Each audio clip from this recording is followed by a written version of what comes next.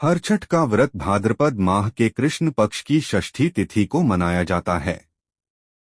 यह पर्व भगवान कृष्ण के बड़े भाई बलराम जी का जन्म उत्सव के तौर पर मनाया जाता है।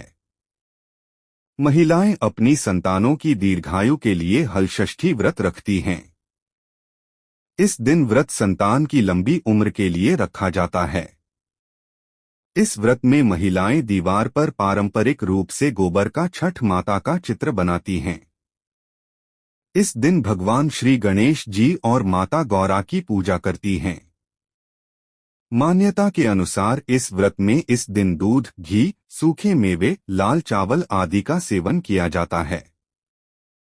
इस दिन गाय के दूध व दही का सेवन नहीं करना चाहिए। इस दिन दोपहर बाद या शाम के समय व्रत की कथा पढ़नी चाहिए। व्रत कथा। प्राचीन काल में एक ग्वालिन थी। उसका प्रसवकाल अत्यंत निकट था। एक ओर वह प्रसव से व्याकुल थी तो दूसरी ओर उसका मन गौरस, दूध दही बेचने में लगा हुआ था। उसने सोचा कि यदि प्रसव हो गया तो गौरस यूं ही पड़ा रह जाएगा। यह सोचकर उसने दूध दही के घड़े सिर पर रखे और बेचने के लिए चल दी, किंतु कुछ दूर पहुंचने पर उसे असहनीय प्रसव पीड़ा हुई।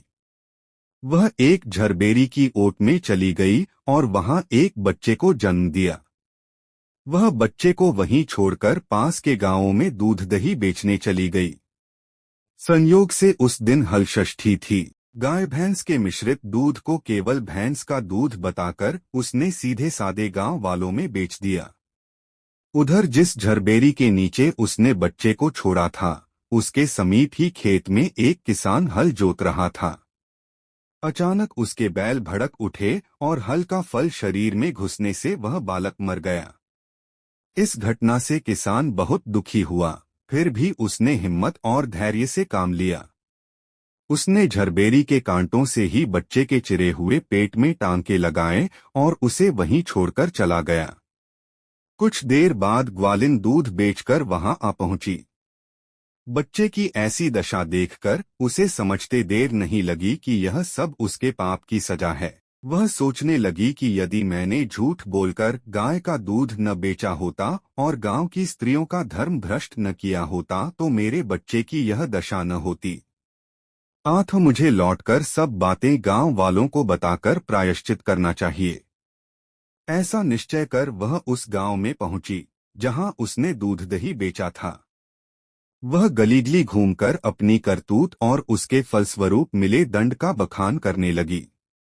तब स्त्रियों ने स्वधर्म रक्षार्थ और उस पर रहम खाकर उसे क्षमा कर दिया और आशीर्वाद दिया।